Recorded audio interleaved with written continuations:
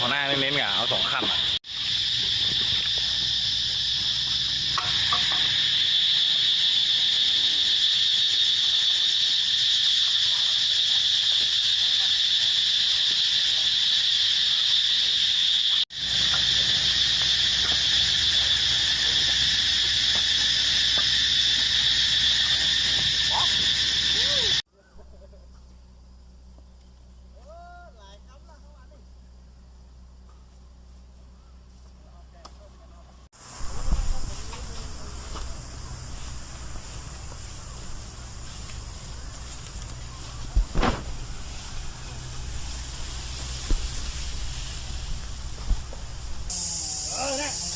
อะไรที่มันได้เปรียบมาไม่ได้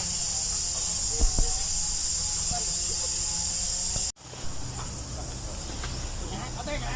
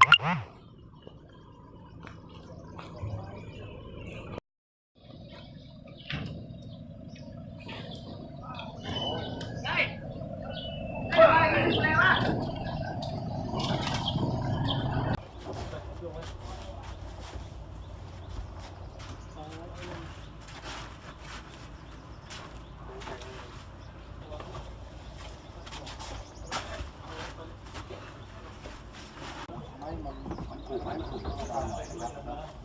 อันไหนที่ควรเปลี่ยนก็บอกเขานะครับอย่าทำที่มันถูกไปต่อมันก็จะพังอีกขอบคุณแม่นี่มานี่